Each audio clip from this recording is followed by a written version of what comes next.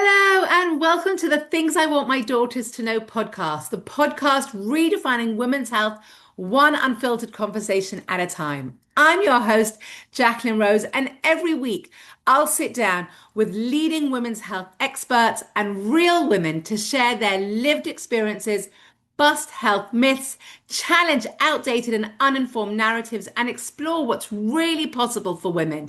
We'll talk about periods, fertility, menopause, hormones, aging, and everything in between. This podcast is for every woman who ever felt confused, dismissed, or left out of the conversation about her own health. It is a space to celebrate women, break the silence, and open up conversations between mothers, daughters, sisters, and friends. Please hit the follow or subscribe button so you don't miss an episode and share this podcast with your daughters, family, and friends. Let's get on with the episode. Hello, everyone, and welcome back to another episode of Things I Want My Daughters to Know podcast. And today we have a great conversation for you. We're going to go into all different tangents about women's identity, women reclaiming their identity, busting some of the conventional narratives we have around women. And I'm really excited to have this conversation with Angela Bennett. Angela, welcome. Thanks for joining me on today's podcast episode. Tell us a little bit about who you are, what you do, and then we'll get into our conversation. Oh, thank you so much for having me here, Jacqueline. I'm really excited to see where the conversation goes today, right? So who am I? Okay, well, you've said my name. I'm based in Canberra, which is the capital of Australia, so on the East Coast. You can probably catch that in the accent, right? I work with women, and I'm really keen on helping women get back to themselves, to their true self, so that they can do everything in their life from that space, helping them rewrite their own generational patterning. And I'm really interested in passing that on to the next generation. Amazing. So let's Mm. start, I guess, with the first question of what is this narrative that women have told themselves, that women have heard, the way that we're living, the way that we behave? I know we think things have changed. I know that Mm. in 2025, we believe that women, are empowered, we have a voice, um, things have changed, but I guess that you still see some old patterns, some things that still women are still struggling with. So tell us what you're seeing with your clients, what you are experiencing. What are the things that you really are trying to educate and reframe for women, despite the fact that, I would think many women would think, it's irrelevant. Like it doesn't, it's not, haven't we moved on from there type of Yeah, thing. I know. It's so true, right? And I even find myself catch myself finding that sometimes where I think, oh yeah, but we have moved on. And then when you take, and we have in many areas, of course, and it's also really location and geographically relevant and your own little circle, right, reflects back to you. But when you take a broader view, you can see actually we still, in some areas, we just really haven't moved on a lot. And it's just that sort of societal programming that just runs unconsciously in the background. I think That, that's the that, point, that it yeah, is so deeply ingrained that and so subconscious sometimes our behavior or societal's mhm, perceptions, the way that we need to show up. I yeah, think that that is probably um, the crux of it all. So tell us yeah. then a little bit about what are the myths or what are the conventional wisdoms and how you're trying to sort of move past that and support women to move past that. So I work one-on-one with women to help them break and rewrite that narrative in their head. And again, it's that unconscious kind of belief that was formed, in their childhood for whatever reason. Yeah. And it's the story that's ticking away at the back of the head all the time, right? Now, they're different for every person's different life and upbringing, but there's also this kind of overarching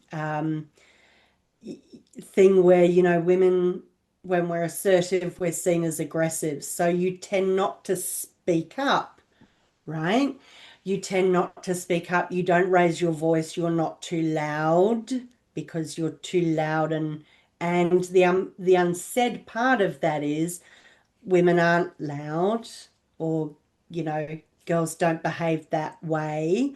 And I think, well, look, I'm Generation X and my siblings are older, so it's definitely more ingrained in those generations for sure. The younger generation, it still filters through, absolutely. Um, and there's still this idea about, yeah, how you behave as a female, what you wear as a female. And it's so insidious at the back of our programming. Yeah. It's not being done on purpose, and it's not always purposely trotted out to keep us downtrodden, Yeah. but it is there running the show generationally. So I help rewrite those narratives so that women feel that they can find their voice and learn how to speak up and ask for what they want, Mm. right? Which women have a real problem doing.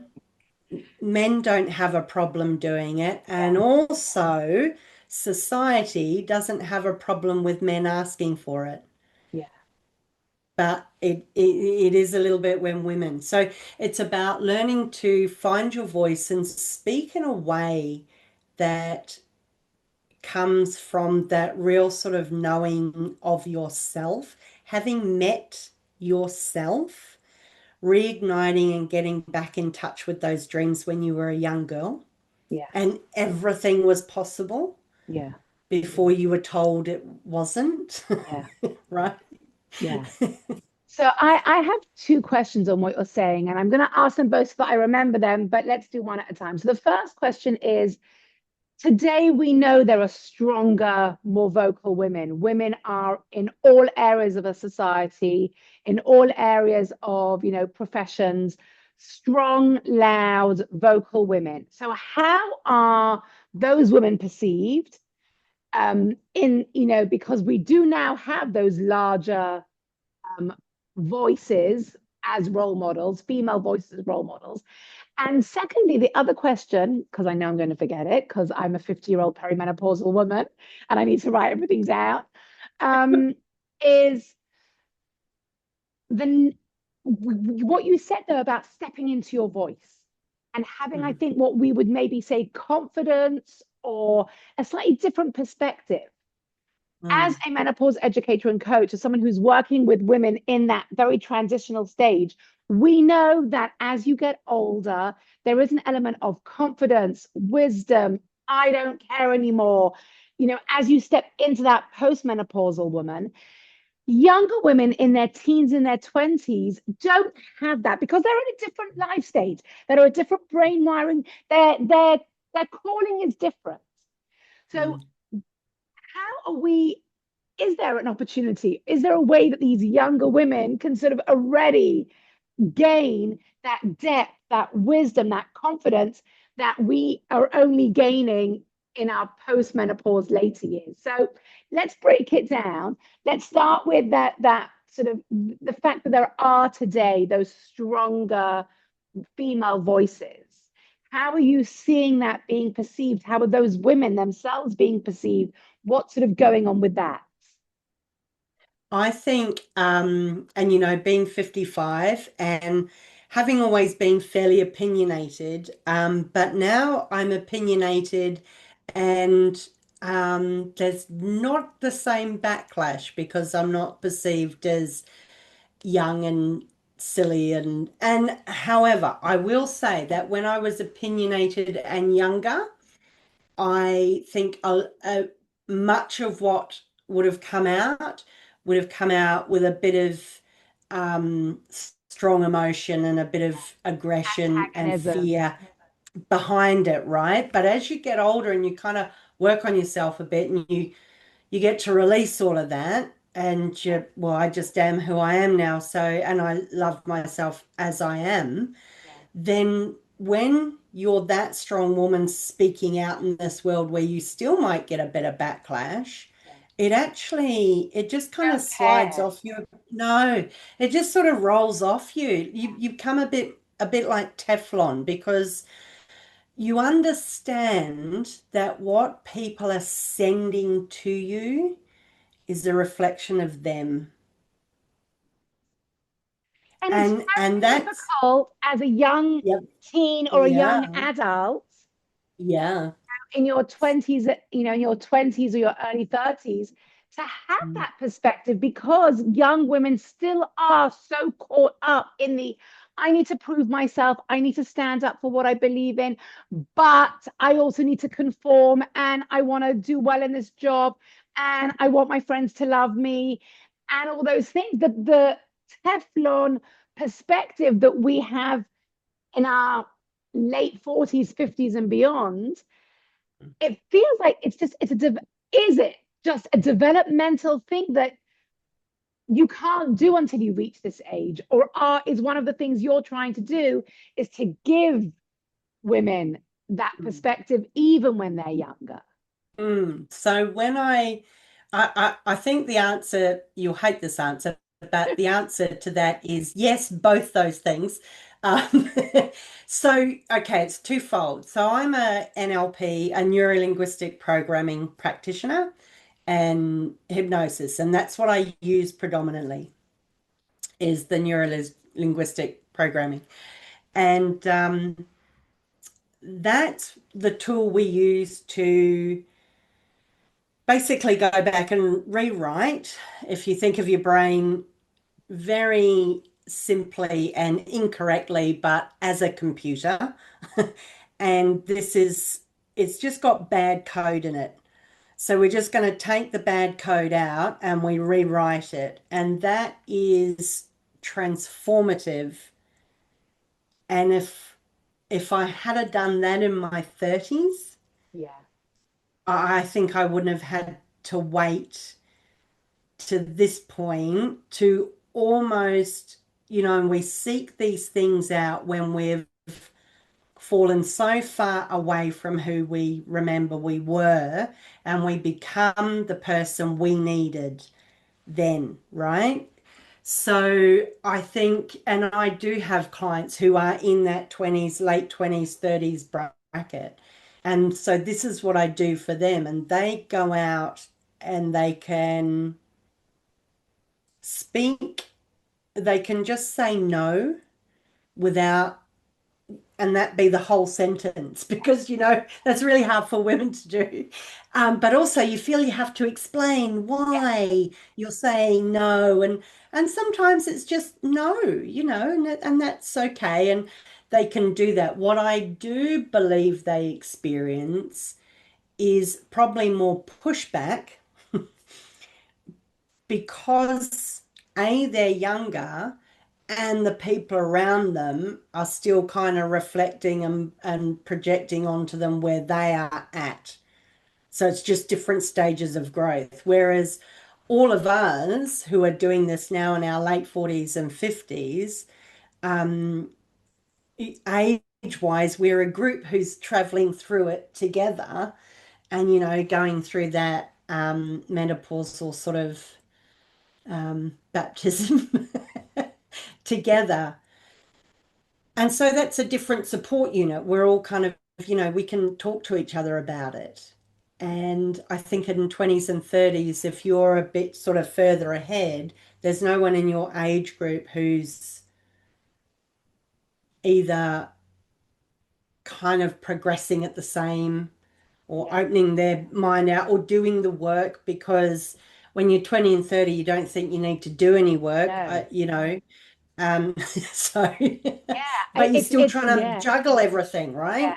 And Whereas you bring up actually a we do. really interesting point. You bring up a really interesting point of the sort of unspoken sisterhood maybe that menopausal women are going through, that we're all on this sort of journey together. Obviously, everyone has their own personal experience, but there's an um you're everyone, whether they like it or not, whether they're being dragged into it willingly or unwillingly, is stepping into the next stage of their lives. And with Yeah. that comes a lot of different awareness, understanding, growth, wisdom. But women in their teens, especially, and women in their 20s and early 30s, they, unless they have been forced to, for whatever reason, go into some type of therapy or deep unpacking or deep, transformative process. I remember being 21, 22, thinking I knew it all. And you do, and you don't, you think you know, you can just cope and deal with anything. And I do love what you say, that I've always been quite a loud mouth, very opinionated. Um, but I think there definitely is a way that even opinionated women, young women, um, limit themselves and Yeah. won't say certain things and want to conform and need to conform. And is there room in our society to be a young, strong, empowered, wise woman? Is our society creating a space where those women can exist, given, everything where we are and what we've been through? Yeah, I think so. I really hope so. And actually, we need to make more space for them because although we've all got the gift of years and those above you and I have the gift of their years to share with us, Yeah. um, the young bring that enthusiasm and also just looking at things from a different perspective again. We are at an end of, well, we're progressing through life, so priorities flip and change, right? So we do look at things from that perspective. Nothing wrong with that, totally good. But it's great to have the young's perspective as well, because that's how we form really good problem solving kind of solutions, is from everyone. Um, and I think sometimes there can be an unintended gap. And we Mm, kind of, they're kind of looking at us as the old kind of yeah. loudmouth who still wear leopard print and dye our hair pink and right, and Well, do all the it's so weird dances that funny. they don't understand. Right. But It's funny you mentioned that. I was just taking my son and his friends, their 12-year-old boys, to summer camp. And we were listening to Benson Boone on my Spotify playlist. And I was like, do you know who Benson Boone is? And they're like, how do you know who Benson Boone is? I'm like, what? But yeah, 50-year-old women are not meant to know who Benson Boone is. I know, yeah, right, because you should have your walking frame and be shuffling around in a house coat, right? So Exactly, yeah, exactly. it's funny. I think, and actually I think the age groups, we've got so much more in common than we remember, actually. And I want to ask being, you yeah, about gone. intergenerational conversations, and the work that you do with your client and how you see, because that obviously is sort of one of the, key missions of this podcast, is this intergenerational conversation, not having this big divide, not seeing, and I think also for us as ourselves, like I'm this older, wiser woman, and I have so much information to impart to the younger generation. I think that's a narrative that we also need to, maybe readjust. But how do you perceive this intergenerational sort of meeting? And how do we connect and exchange information so that we can be more of a an intergenerational sisterhood? Yeah, because it's got to be, women across all ages because we all bring so much. I mean, And that's some of the things I'm striving for, um, with the retreats, Yes. and I've got planned, and a conference which will be for all ages, because it's about just women connecting back to their own power. So In how do you see particular, that happening? Because you are really in that space. How do you see that happening? How do you see that dialogue? What are the points of contact? yeah, I think it's got to be face to face. I think Facebook groups and things are good, but they are set up. Yeah, They tend to be, they end up being, this is for 30 to 40-year-olds, and this is yeah, for you, right? And yeah. and it's kind of set that way a bit, intentionally and unintentionally. And I think it's got to be a way of bringing women together for women's issues, all women's Mm, issues. It's not just, oh, here's a thing on menopausal women, because that's automatically going to bring an age in, or women who are young mums. So there's those groups, and there's place for those groups. yeah, Obviously, it's very important. But I think, what I would like to see is more connection and meetings with uh, retreats or conferences or discussions set up yeah, about women's place in the world. How are we moving forward yeah, for women's rights in health, yeah, etc., yeah, education, more broad topics in that way, that don't start to yeah, separate people into an age yeah, group. yeah. It's part of me is feeling a bit sad by what you're saying because part of me wants to shout and yell, aren't we past this? And it's fascinating because I know that we're not. But No. part of me is like, we're 2025. Shouldn't like, Yeah. and maybe that's the myth. Maybe the myth is that we're past this. And this Yeah. isn't relevant because this doesn't, like women have every right they want, and women can be in every industry, and women can be leaders, and women can be this, and women can be that. And so this is irrelevant. But maybe that is the myth, that it's not, that it is still very highly relevant. Oh, absolutely. Because yes, we can be everywhere. And we were told, if you look at recent history, well, suffragettes, then during the war, women went to work because the men were off fighting. Then they were sent kind of back into the homes again when Yeah, the men came back. Then the 60s, and we were off again for another, Germaine Greer and all the rest. Then came the 80s, and it was all, well, you can go into the corporate world, yeah. you can have all of it, you can power dress in your Can be power suit, prime minister, and you can. all of that. But and so they said you can have all of that, but the system didn't change. And it's the system Mm, that doesn't support yeah, that. And that goes all the way back to the home, yeah. where the woman is still out working and doing all the other things as well. So that's where the kind of the right. So that's really about. Now, of course, that's not in every home, but it's in many. And then, of course, yeah, you can go and be on a board, you can be a CEO, you can do all those things. The pay might be different. So the So it woman, shows so up in little ways. it's interesting because one of the things I'm thinking about, I'm going to ask you another question about in a second, but one of the things that's coming up for me as you're talking is bringing up for me Indra Nui.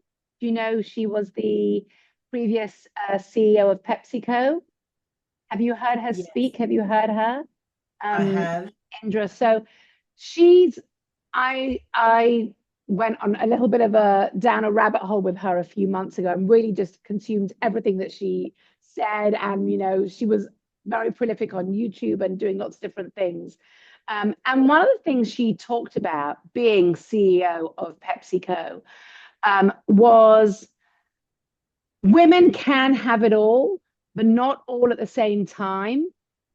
And you need to have a very strong support system to be able to have it all. Yeah.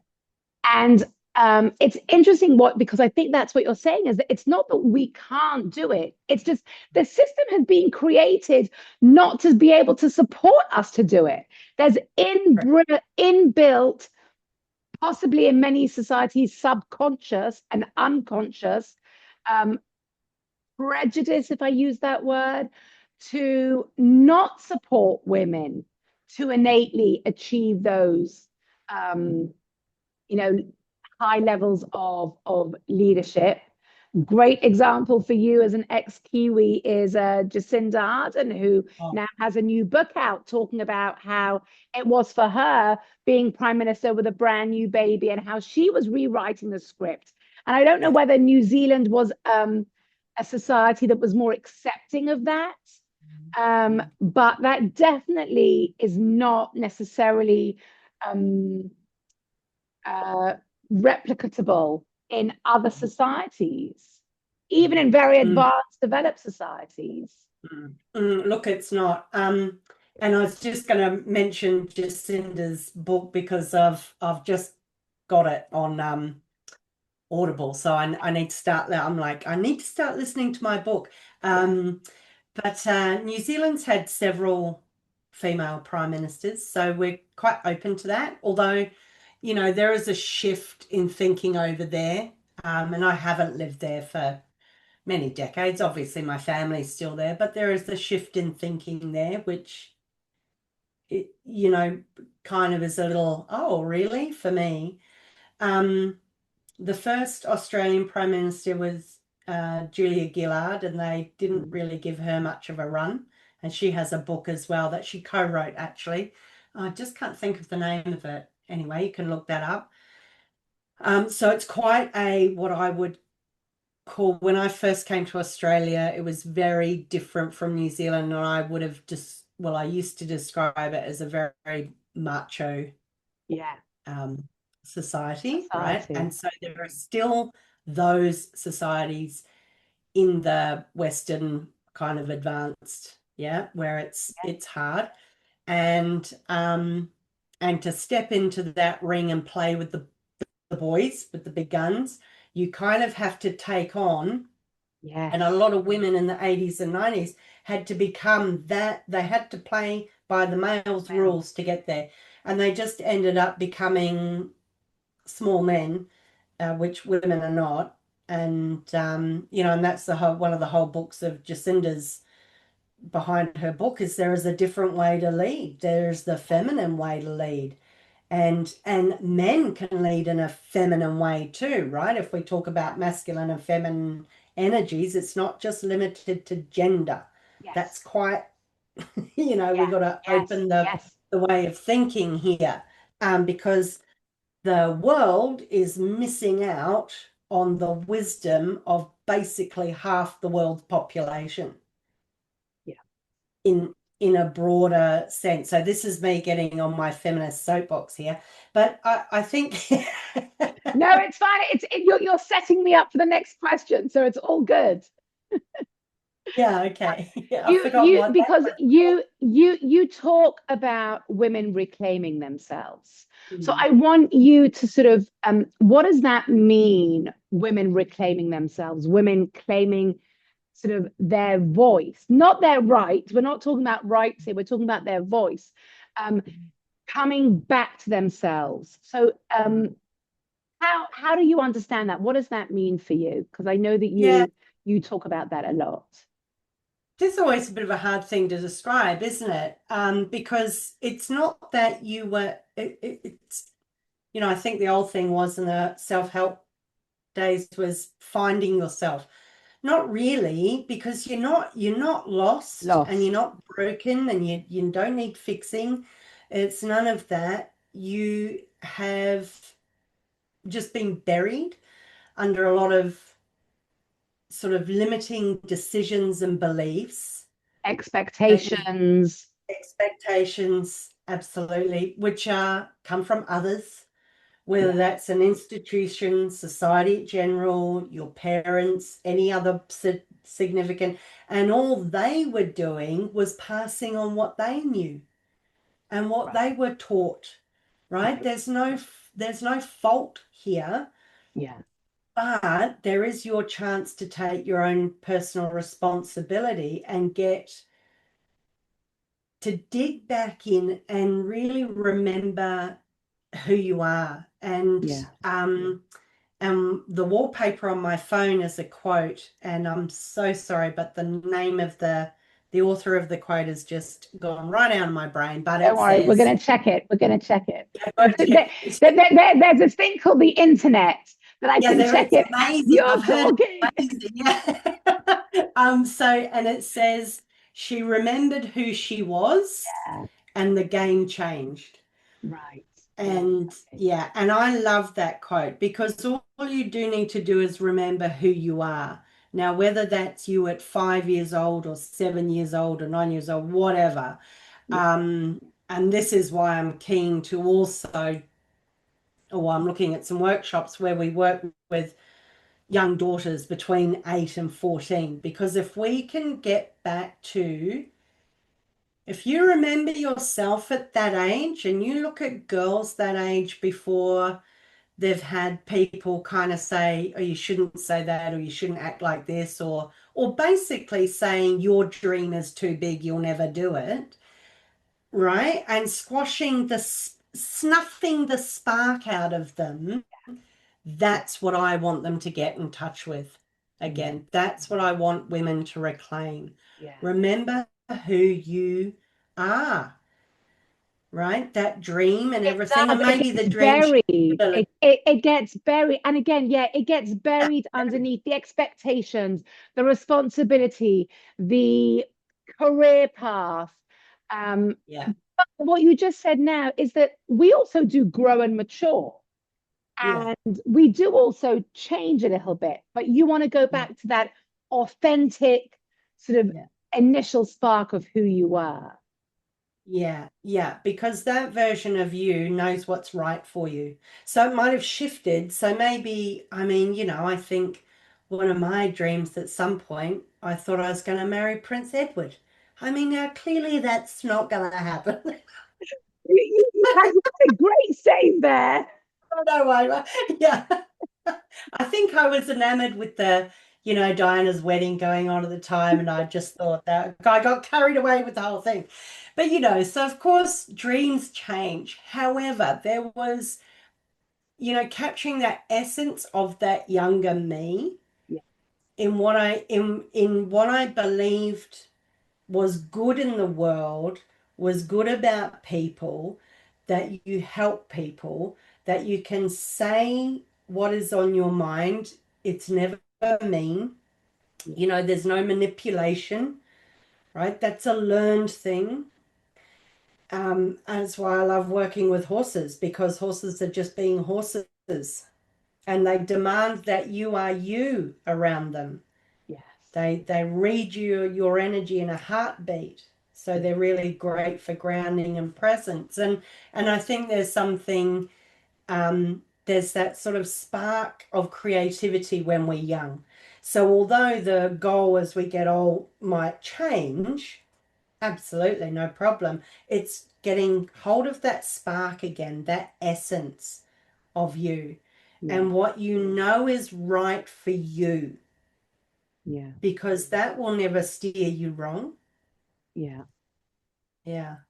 So, what do you think when we, you know, myself as a mother, or even if you don't have your own, biological or adopted daughters, nieces, goddaughters, things like that, for the next generation, what do you think that we need to be teaching them above and beyond those very female female attributes of be nice, be kind, say thank you, always behave like a woman, like all of those sort of very gendered, narratives that we share with our young girls, sit politely, don't let your skirt ride up, all of these sort of things that we think we're teaching our young girls good behaviors. How would you frame that? What would you how would you do that differently? Or what advice do you give, in that intergenerational conversation of doing that differently? I think we want the girls to stay true to their passions at that Mm. age, to whatever that is, because what this is where you'll see it often. They want to try something, soccer, or I mean that's a bit of a that's not such a thing now, but Yeah, it that's was. become very normal. Yeah. That's normal, but there are still some other things where Yeah. it's like, oh, well, that's not a girl's thing, but just to stay true to their passion, to speak truthfully, and that's quite hard Very because, hard. yeah, speaking truthfully isn't about, um, there's sometimes you can be a bit blunt and hard, and it's kind of brought under, well, I was just speaking the truth. And Yeah. okay, but there's I there's a guess way to maybe it's speaking your truth rather than speaking exactly, the yeah, truth. yeah. So if you are sticking to your passions, their passions, and what they believe in, and they are Yeah. speaking truthfully from that, Yeah. and when you do, and you always check you are doing no harm. Yeah. But if you're speaking from your truth, that's from your truth. That's about you. It's Yeah. not directed or about others. And Yeah. I think we do, and in terms of the other part, societal conditioning, we do need to still Yeah. teach them stand their ground a bit Yeah. for themselves and not be pushed over or silenced, but learn how to respond to that in a way that is very clear, gives a very clear boundary, but Yeah. doesn't come from a place of anger or fear Yeah. or hate. So, really, about processing emotions will be a big part, Yeah. and going, gosh, going 8 to 14, pretty turbulent years. The teenage brain is doing all sorts of crazy kind of development and stuff. So it's It's it's all a bit terrible. wild. It's terrible. Yes. So I'm very keen on making sure that emotions are spoken about beyond feeling sad, angry, hate. Mm. Let's expand our vocabulary again Love around that. emotions and start to really learn that and learn that emotions are, and again, I heard this somewhere else, so I can't claim this, but think of emotions as energy in motion. Mm. It needs to be processed through and out of your body. So it's okay. It's okay. An emotion is a message. It's telling you something. Yeah. And I think if kids can understand that, it's still going to be wild and hectic for them in those developmental times, Yeah. but it can help. And just strengthening of that mother-daughter bond. I mean, my mum was great, wonderful, but still from her conditioning, things weren't spoken about. Yeah. Yeah. We didn't see certain kind of, weaknesses or Yeah. right. So it's all left unsaid. Yeah. Um and you don't want to get to a point where there are things you haven't spoken about to your daughter or Yeah. learned from your mother. Yeah. Right. So it's strengthening that bond as well, Yeah. because that bond gets tested during those teenage years. I was awful. I was a awful, absolute handful of a teenager. So Yeah, I think, I wasn't a very kind, compassionate teenager either. But and I yeah, and Yeah, but I'm really hearing you say some very interesting points here. Firstly, you are the daughter of your mother, and your Mm. mother, each of us are daughters of our own mothers, and our mothers are a product of the mother that they had. And so that Yeah. in itself is an intergenerational sort of conversation that is happening very, very subconsciously, whether you are like your mother or you go in the, 180 degrees and I'm going to do it totally differently to my mother, whatever it is, it's still an intergenerational conversation that is happening, between mothers and daughters are the recipients of conversations that they were never even part of because that what's going on. So that's a fascinating thing that I'm hearing you Yeah. say. And the Yeah. other thing I'm hearing you say is even if women themselves are changing the conversation, even if we ourselves are in the room in different ways than we used to show up, there is still, and even in very advanced thinking societies and countries, there still is societal infrastructure that still supports the patriarchy and a patriarchal approach, even though there are people within that are trying to sort of, push out of it. And that it's sort of like the whole basis needs to be, totally broken apart, Yeah. which I guess takes 100%. generations.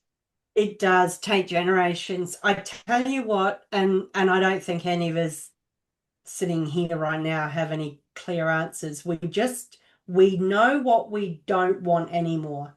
We are getting very clear on that. You can see it across social media Yeah, and the news in terms of women just stepping out of systems and saying, no, no, no, yeah, your system doesn't apply to me anymore. So you'll need to find a workaround. And it will take some time. But I do see that movement growing. And I think it goes back to, it'll be interesting to kind of map it, but I see it as a bit of a squiggly line where the suffragettes had a big push, right? And of yeah, course, all the generations before that, women were always pushing for all sorts of yes, things. But and then it kind of there's probably a bit of a dip and then yeah, another push, right? yeah, And a bit of a dip and another push. And I think we're cresting a wave. right, I kind of feel that momentum worldwide at the moment. yeah, And yeah, there is going to be a big dismantling, yeah, and it mightn't look very pretty. Um, and it will yeah, feel like the end of the world for some, and it won't be yeah. because endings are just beginnings, They're right? just That's beginnings, yes. that's all it is. It's just a different way forward. That's all. Okay, so two things, or yes, as we come to just 1 second. As we come to the end of our conversation, firstly, I just want to tell you who that quote comes from. The quote that you said, she remembered who she was and the game changed, seems to be attributed to Lala Delilah. Is that possible? Yes, correct. Bing, that's the one. Because I do have it on my website somewhere, and I know that if I put it on Okay. social media, I do always try to credit. Yeah, If it's that's not fine. mine, I always try to credit. That's Well, part of my we are fact checking as we go, so that's fine. yeah, So Lala Delilah. Um, yeah. Two last things. Is there anything that if you could, maybe it's possible that the questions are similar. Um, is there anything that if you could stand on a rooftop and just shout at that you just want everyone to know, either about your work, your approach, that sort of like the thing that you just wish everyone would know? Is there something there that I haven't asked you that you just want to share? And then the last question, really, that I end all my podcasts with is this is a podcast about things that I want my daughters to know, but what do you want your daughter, goddaughter, niece, you know, next generation of women to really know in, in the context of everything we've been talking. So they may be the same answer, they may be different answers. You can answer those two questions as you wish. It's actually going to be the same answer. And what I would say very simply is that you are more magnificent and more powerful than you know. Wow. And everything you need to be successful in whatever success looks like is already inside of you. Yeah. And that's what we've got to dig down and find the gold. That's what I help people do. But That's so that is, hard.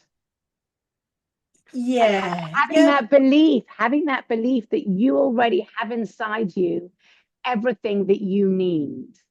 yeah. That's hard. That's So powerful. that's yeah, yeah, it is. It's absolutely there. And people are magnificent. I mean, one of my favorite things to do is people watching.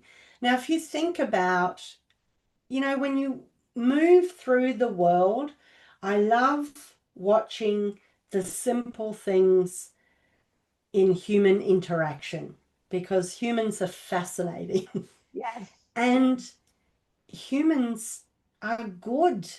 We do good things. We genuinely want to be good and nice to each other. Yeah. The other stuff is the narrative, and we're letting someone else control it.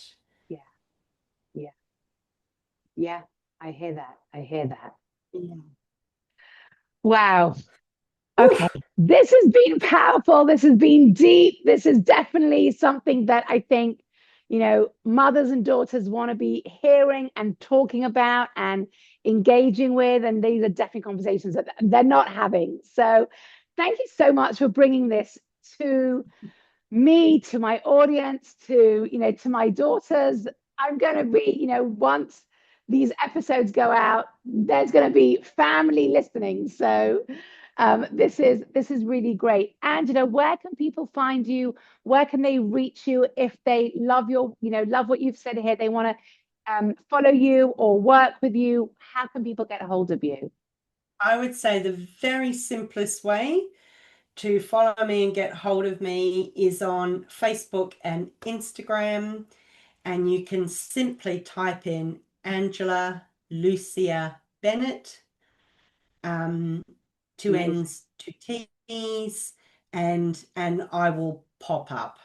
Amazing. Hopefully I'll pop up. That's why I put my middle name in to differentiate myself from all the other Angela Bennett in the world. Angela Bennett. Excellent, excellent.